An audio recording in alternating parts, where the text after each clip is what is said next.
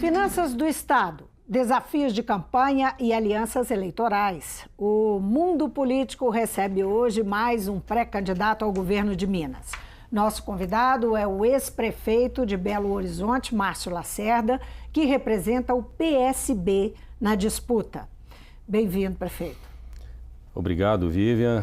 Obrigado por essa oportunidade e obrigado à TV Assembleia também. Estamos aqui conversando um pouco, sobre o momento político eleitoral, sobre a situação do governo do Estado, da nossa economia mineira e da situação do Brasil.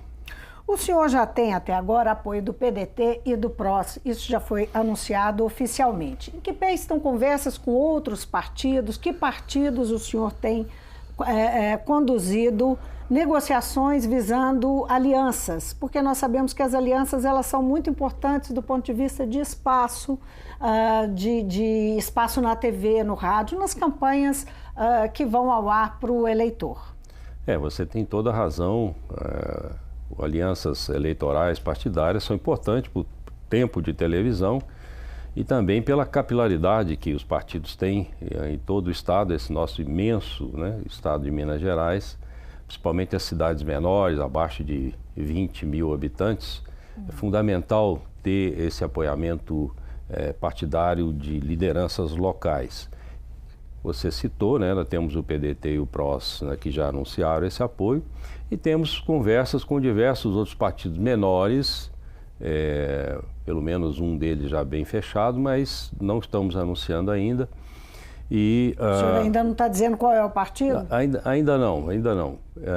E temos conversa com mais outros dois, pelo menos, mas é melhor que não anunciemos ainda, vamos após concretizar, então, fazer esse anúncio. É natural, essa é uma fase de pré-campanha e há muita negociação nesse momento. Há muita negociação e há muito,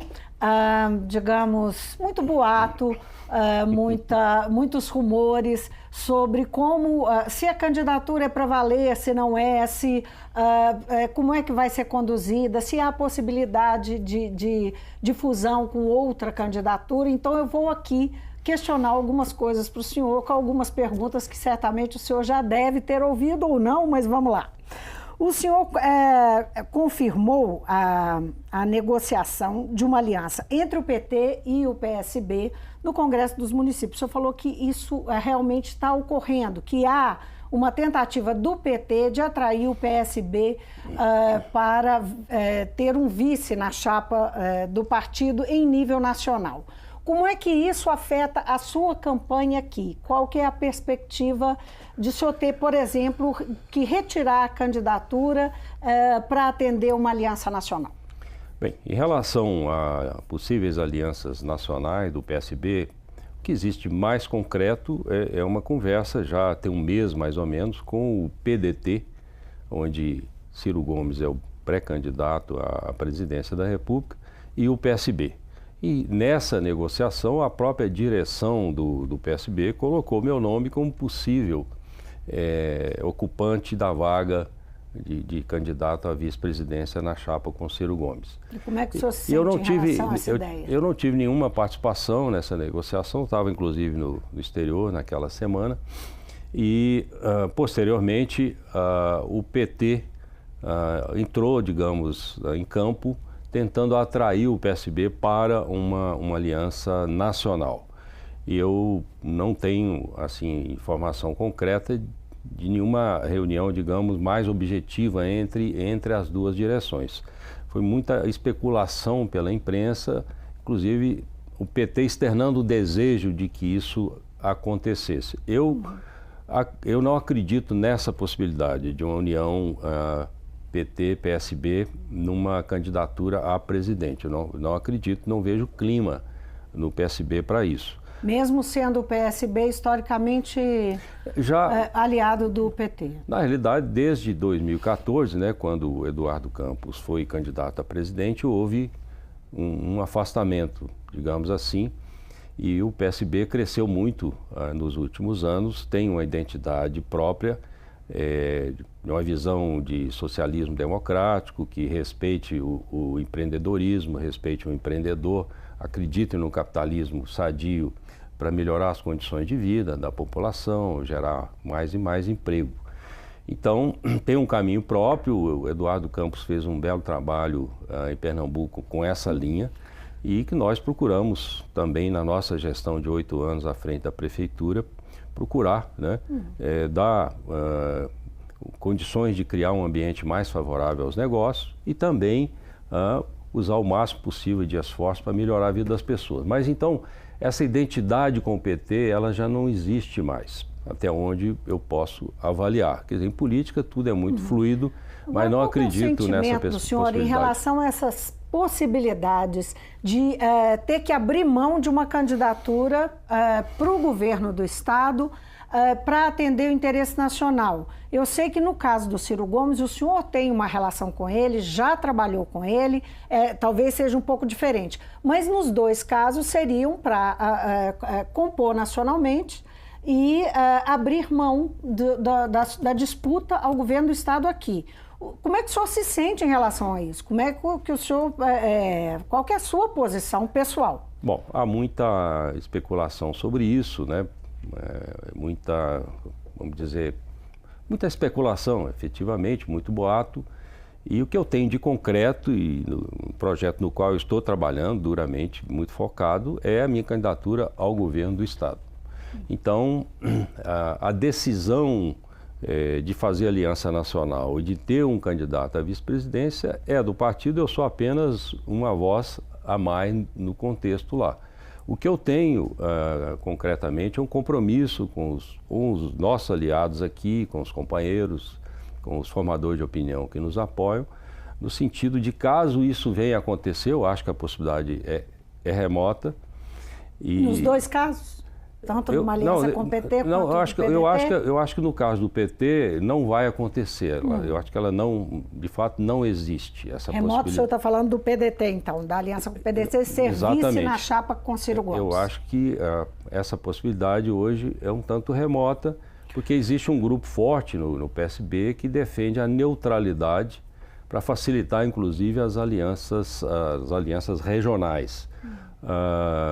Então, o que eu tenho é isso. Se vier a acontecer, que eu digo é remota essa aliança com o PDT, nós vamos nos reunir e tomar uma decisão coletiva baseada no que seria melhor, né, no momento político para o nosso grupo e para a própria Minas Gerais. Porque a minha candidatura é uma candidatura competitiva, está em terceiro lugar, com uma possibilidade muito grande de crescimento ainda devido à baixa rejeição e o pouco conhecimento, então, com essa possibilidade forte de ir ao segundo turno, essa é a nossa meta. Mas o senhor está falando em priorização de candidaturas regionais, uma das teses é que Pernambuco e PT e PSB de Pernambuco e Minas fariam aí um arranjo de forma a Paulo Câmara receber apoio do PT lá e aqui o senhor se aliar a Pimentel. Essa é uma das teses que estão aí. Isso é um boato, né, que surgiu há 3 meses atrás, sem nenhum fundamento. Não tem nenhum fundamento? Não tem nem bastidor disso aí, que seja a revelia do senhor? Não, porque o PSB local, o nosso PSB, não aceitaria essa composição, independentemente até da minha opinião. Ou seja, existe um afastamento forte aqui entre PSB e PT e a direção nacional já colocou aqui, o presidente veio aqui, disse que eu só não seria candidato aqui se não quisesse, seria uma decisão minha de desistir. Me lembro disso. Agora, o senhor teme uma polarização, uma reedição, mais uma vez, da polarização PT-PSDB? O senhor fez aí uma menção de que vem com... o senhor ainda é pouco conhecido, tem baixa rejeição e tem aparecido nas pesquisas de forma competitiva. Então, o senhor é tratado como a terceira via, né? O senhor teme que essa polarização realmente volte a se instalar, como alguns analistas consideram, e o senhor acabe isolado?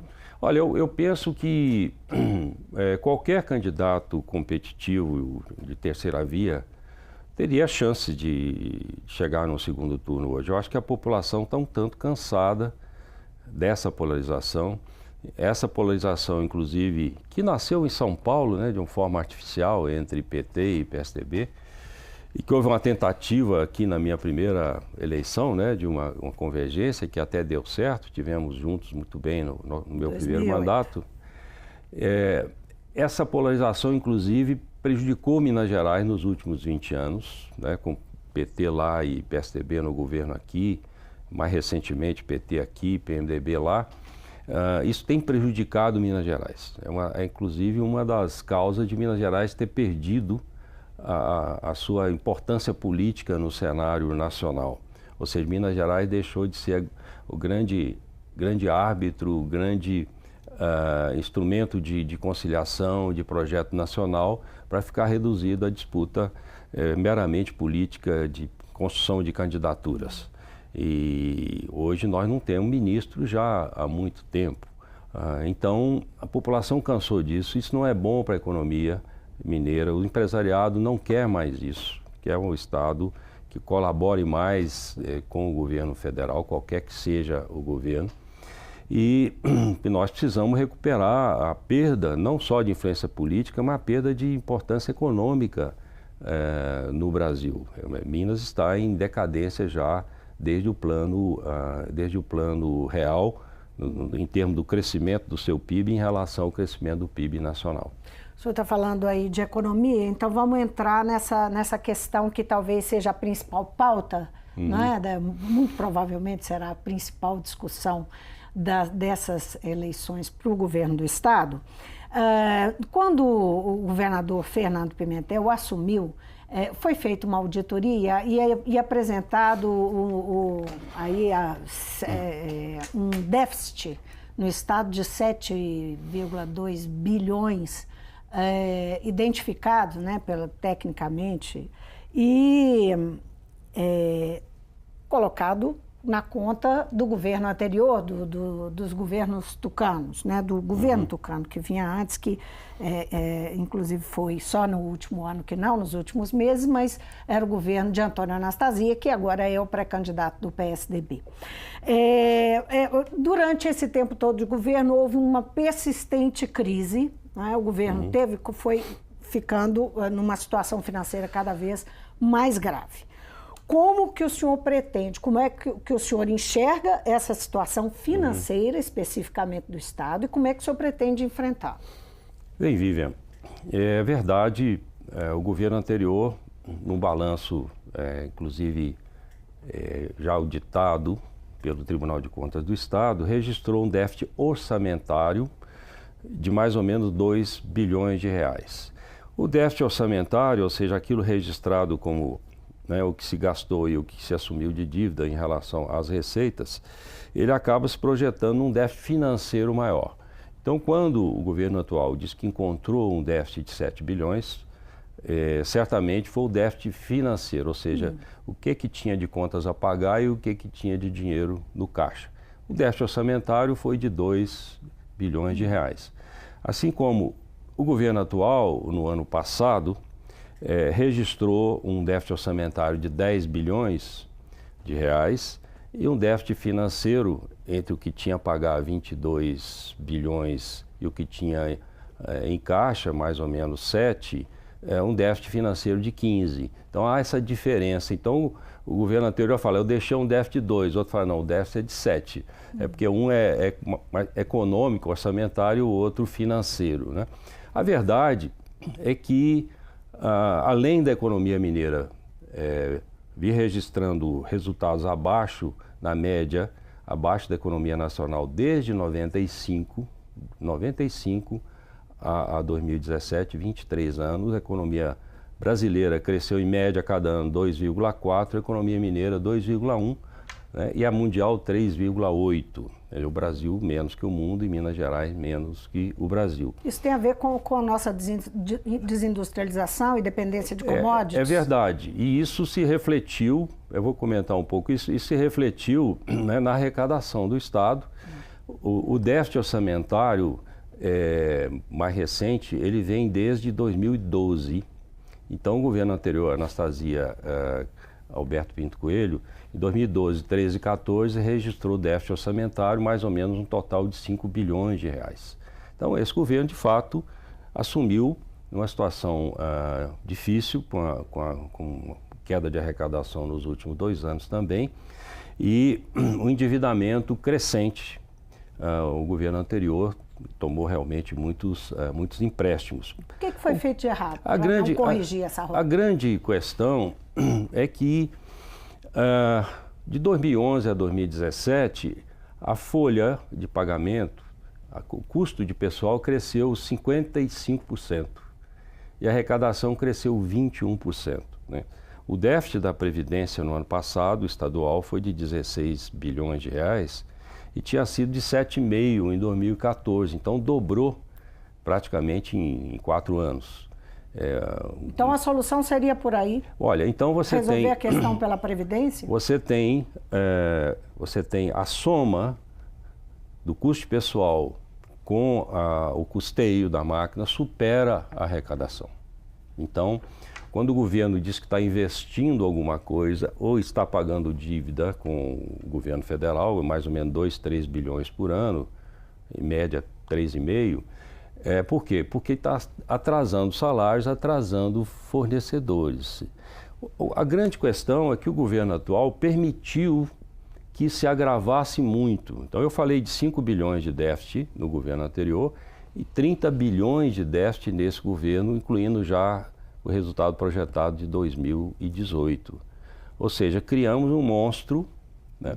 É uma situação absolutamente, vamos dizer, perigosa. Porque... Agora, o senhor acha que de fora, desculpe interromper, por favor, mas de fora, como candidato, o senhor acha que é capaz de dizer o governo tinha que ter tomado este caminho ou aquele caminho? Eu vou dar um exemplo.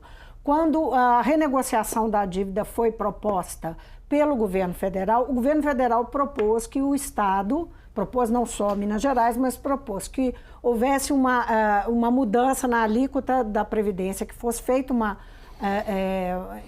fosse feito mudanças para atacar essa questão previdenciária, cortes, privatizações. Esse seria um caminho? Como é que o senhor vê e o senhor aponta um caminho? O senhor é capaz de fora apontar um caminho? Veja, é uma situação muito difícil de ser enfrentada, qualquer que seja o novo governador, ele não terá muitas opções, né, fora de 3 ou 4 caminhos. O primeiro deles, reduzir muito a estrutura, cair no máximo com umas 6 a 8 secretarias, ter eu estou dizendo em termos de redução, reduzir muito o cargo comissionado, reduzir muito, vamos dizer, eu não diria privilégios, mas certos gastos que poderiam ser reduzidos.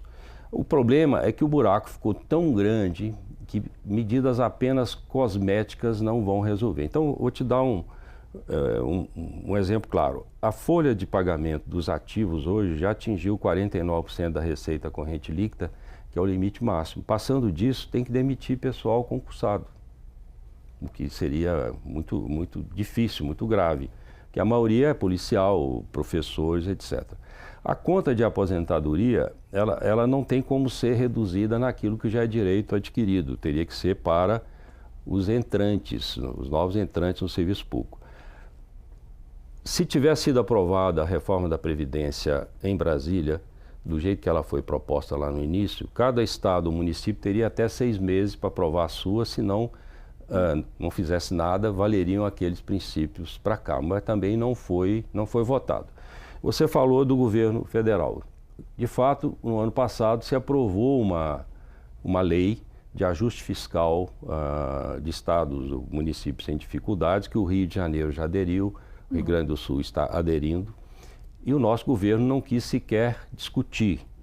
Imporia uma série de restrições muito duras de austeridade a gastos, aumento de salários, gastos com publicidade, por exemplo, necessidade de vender patrimônios, mas o nosso governador nem colocou em discussão com a Assembleia ou com a população ou com os prefeitos, etc. Simplesmente diz, não, para nós não serve. Ou seja, o senhor acha que seria o caminho? Olha, atender a proposta como essa? Nem que seja para negociar a mudança dessa lei com um novo presidente, né? Ciro Gomes, por exemplo, não estou aqui fazendo publicidade da candidatura dele, mas é algo que ele falou comigo. Ele diz: nós precisamos socorrer Rio Grande do Sul e Minas Gerais da forma mais generosa que seja possível fazer. Então, o que permitiria essa lei, né, se o Estado concordasse em tomar medidas de austeridade? Prorrogar por 3 anos, mais 3, adiar pagamentos de dívidas com a União. Isso daria um refresco. Porque o que se paga de dívida hoje é aquilo que se atrasa de salários. Esse é o grande argumento do atual governador, que tem que se atacar a questão da dívida do Estado. Não, mas buscar saídas por aí. A dívida do Estado está em torno hoje dos quase 200% da receita corrente líquida, em torno de 100 bilhões de reais, né? Ela é alta e ela está custando aí uns 3, 4 bilhões por ano. E se adiasse isso por 3 anos mais 3, né, você teria aí 20 e tantos bilhões de reais de folga que poderia acertar as contas, enquanto o Estado faz aquela grande providência que é reativar a economia mineira para o PIB voltar a crescer e melhorar a arrecadação do Estado e das prefeituras. Agora, isso, quando o senhor fala em reativar a economia mineira, voltando à questão da gente depender do mercado externo, da gente viver de commodities, né? Seja da agricultura, seja o minério, isso não demanda aí um esforço muito grande, não é? Mudar a face da economia mineira, ou pelo menos fazer uma grande transformação para que ela se tornasse mais dinâmica e menos dependente? Olha, o PIB mineiro hoje, 6% dele tem a ver com a agropecuária, né? 24% com indústria e o restante comércio e serviço, né? E a indústria, ela é responsável por 49% dos impostos que o Estado recolhe, mas ela tem diminuído a sua participação no PIB, principalmente a indústria chamada de transformação. Esse é um problema nacional. Você sabe que o Brasil perdeu muitas indústrias nos últimos anos. Isso tem a ver com políticas equivocadas de Fernando Henrique, de Lula e de Dilma, que trabalharam para segurar a inflação através de uma taxa de câmbio barata, fácil de importar coisas. Então as pessoas dizem: é mais barato viajar para Miami do que ir para Fortaleza. Por quê? Porque o dólar está barato. Então, com o dólar barato, é melhor importar do que fabricar aqui. Então, dificulta também as exportações, né? Então, para que Minas Gerais melhore, principalmente no que se refere à indústria, uma das questões que tem que acontecer é uma nova política econômica, uma nova política industrial, um novo Plano Nacional de Desenvolvimento no Brasil. Se não consertar Brasília, é mais difícil consertar aqui. Mas, independentemente disso, o que atrapalha em Minas Gerais a evolução dos negócios? Minas, de 2011 a 2017, não cresceu nada, zero. Né? O Brasil cresceu 3,2%, o mundo 28%. Então, Minas parou nos últimos anos. Aí, motivos, né? Impostos que foram aumentados tornaram, então, o Estado menos competitivo para atrair novas empresas para cá. Isso é um fato, as empresas estão até saindo. E o Estado desmontou toda o atual governo, estrutura que havia de receber, acolher o empresário e ir atrás do investidor. Isso hoje definitivamente não existe, eu falo com a experiência de quem foi... Então esse é um caminho que o senhor pretende trilhar? É o governo encarar que a atração e manutenção de empreendedores no Estado é uma tarefa nobre que deve ser liderada pelo governador numa situação de crise. No passado talvez não precisasse, mas hoje precisaria. Porque sem desenvolvimento econômico, sem emprego, sem geração de renda, não tem arrecadação. Ou seja, o dinheiro vem dos impostos, os impostos vêm do trabalho, vêm da produção. Então, essa é a questão, o Estado criar um ambiente mais favorável para negócio.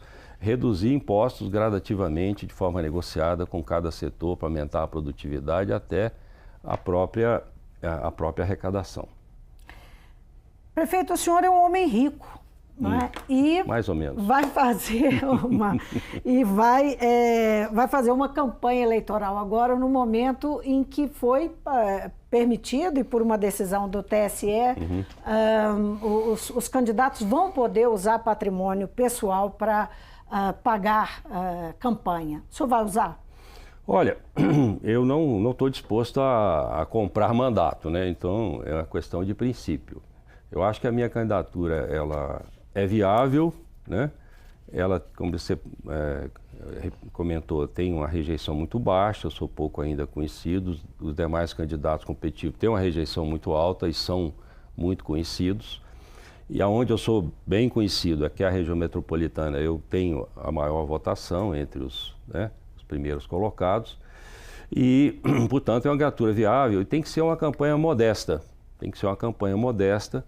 A direção nacional do partido deve mandar um certo volume de recursos, não tão grande, e eu vou colocar também algo mais ou menos equivalente.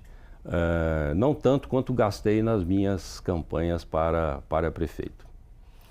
Eu agradeço muitíssimo o senhor por vir aqui no Mundo Político, já está antecipadamente convidado a voltar na condição de candidato, efetivamente, depois do dia 5 de agosto, né? Entre 5 de agosto e 15 tem ainda o registro da candidatura, mas, enfim, o senhor está convidado a retornar aqui para conversar conosco. Ok, Vivian, obrigado a você, ao Mundo Político, à TV Assembleia, aos telespectadores que nos acompanharam. É muito importante, nesse momento, que as pessoas entendam que política não é só eleição partidos políticos, isso é consequência do que a Constituição definiu para a rotatividade do poder, né? Política é o que a gente vive todos os dias discutindo formas de tornar melhor a vida das pessoas, principalmente daqueles que mais precisam. Portanto, é importante votar e votar bem. Obrigada de novo.